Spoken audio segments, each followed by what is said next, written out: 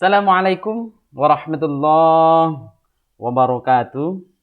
Selamat pagi anak solih-solihah kelas 6 yang luar biasa. Pagi ini ketemu lagi dengan Pak Tantowi pada hari Jumat tanggal 23 Juli tahun 2021. Kita akan belajar bersama bersenang-senang kembali. Pada pertemuan kali ini kita akan melanjutkan pada pembelajaran ketiga masih dalam tema 1. Selamatkan makhluk hidup. Subtema 1. Tumbuhan sahabatku. Ya. Sebelum kita mulai pembelajaran pada hari ini, kita awali terlebih dahulu dengan membaca basmalah. Bismillahirrahmanirrahim. Semoga apa yang kita pelajari pada hari ini mendapatkan ridho keberkahan dari Allah SWT sehingga kita dimudahkan dalam belajar dan mendapatkan ilmu yang bermanfaat. Amin ya rabbal alamin. Baiklah, anak-anak hebat kelas 6, kita akan lanjutkan. Pada pertemuan sebelumnya kita sudah belajar mengenai perkembangbiakan tumbuhan secara generatif. Apa itu perkembangbiakan tumbuhan secara generatif? Perkembangbiakan secara generatif adalah perkembangbiakan yang terjadi secara kawin atau yang mempertemukan antara sel jantan dan sel betina yang disebut dengan benang sari dan putik. Nah, pada pertemuan kali ini kita akan melanjutkan tentang perkembangbiakan tumbuhan secara vegetatif. Perkembangbiakan tumbuhan secara vegetatif. Apa itu perkembangbiakan secara vegetatif? Perkembangbiakan secara vegetatif terjadi tanpa adanya peleburan antara sel kelamin jantan dan sel kelamin betina. Bedanya pada perkembangbiakan secara generatif dan vegetatif yaitu bahwasanya di vegetatif tidak ada peleburan antara sel jantan atau sel kelamin jantan dan sel kelamin betina untuk tumbuhan. Nah, tujuannya untuk menghasilkan tumbuhan baru atau tumbuhan dengan sifat baru. Perkembangbiakan vegetatif dapat terjadi secara alami maupun buatan. Jadi ada yang secara alami pada tumbuhan sendiri itu bisa melakukan perkembangbiakan secara mandiri ataupun perkembangbiakan dengan cara buatan atau dibantu oleh manusia.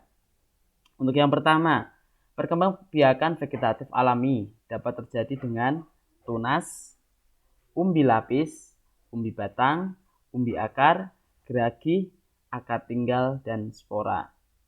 Nah, masih contoh-contohnya bisa kalian buka di buku Bupena halaman 13. Di situ sudah ada contohnya perkembangbiakan secara tunas, umbi lapis, umbi batang, umbi akar, geragi, akar tinggal, dan spora. Pak Guru kasih contoh yang pertama. Contohnya adalah tunas. Kalian pasti sering menemukan di daerah kalian, di lingkungan sekitar, ada tumbuhan pisang. Nah, tumbuhan pisang itu, pohon pisang itu mula-mulanya hanya satu pohon. Nanti lama-kelamaan akan terjadi perkembangbiakan secara tunas dengan cara kanan kirinya akan tumbuh secara sendirinya. Itu adalah perkembangbiakan pada pohon pisang. Dan masih banyak lagi bisa kalian temukan di lingkungan sekitar kalian. Selanjutnya, perkembangbiakan vegetatif buatan dapat terjadi dengan cangkok, stek batang, stek daun, merunduk, tempel atau okulasi, dan menyambung. Nah, ini perkembangbiakan vegetatif buatan itu adalah perkembangbiakan yang dibantu oleh manusia. Contohnya, stek batang. Kalian pernah menemukan tumbuhan itu ya, singkong. Nah, ketika kita akan menanam singkong, kita bisa menanamkan batangnya. Nah, itu dinamakan stek batang begitu. Kita potong pohon singkongnya, diambil bagian yang agak tua di bagian tengah ataupun ke bawah, terus kita taruh di tanah, lama-kelamaan akan tumbuh. Nah, itu dinamakan stek batang. Berarti perkembangbiakan pada pohon singkong atau tumbuhan singkong itu tadi dibantu oleh manusia.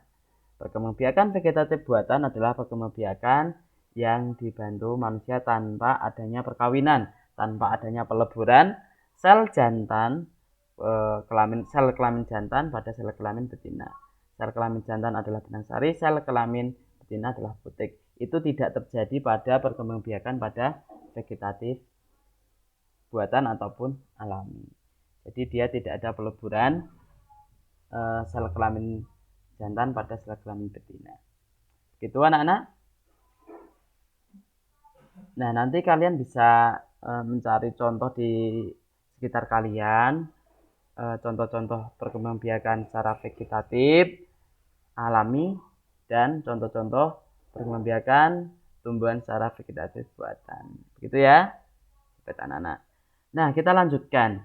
Pada pertemuan sebelumnya, kalian sudah belajar mengenai ide pokok paragraf. Ide pokok dalam satu paragraf dapat ditemukan dengan langkah-langkah berikut. 1. Kita membaca dulu isi paragraf dengan seksama. Satu paragraf kita baca, terus kita mencari kalimat utama dan kalimat penjelas.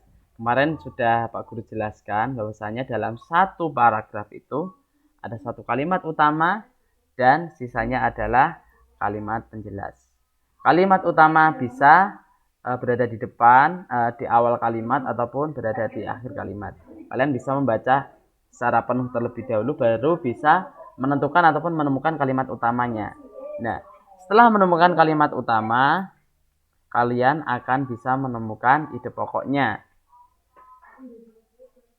Karena ide pokok pada setiap paragraf itu ditemukan dalam kalimat utama tersebut. Gitu. Setelah menemukan ide pokok pada setiap paragraf, kamu dapat menulis ulang ide pokok tersebut dalam bentuk diagram. Ini contohnya. Jadi kalian nanti menentukan dulu ide pokoknya dalam suatu bacaan itu ada beberapa paragraf. Nah, setiap paragrafnya tersebut pasti ada ide pokok paragrafnya. Begitu ya. Nanti kalian coba mencari, menemukan dalam suatu bacaan, terus dicari ide pokoknya. Begitu ya anak-anak hebat, anak-anak soleh solihah, anak-anak kelas 6 hebat luar biasa. Pasti sebelumnya di kelas-kelas sebelumnya kalian sudah banyak ya materi tentang ide pokok paragraf, perkembangbiakan tumbuhan, itu pasti sudah pernah. Nah, kita ulas kembali supaya lebih paham dan tentunya kita akan mendapatkan pengetahuan yang lebih. Begitu ya anak-anak hebat. Pak Guru akhiri untuk pertemuan pada hari ini. Pak Guru akhiri. Assalamualaikum warahmatullahi wabarakatuh. Ya.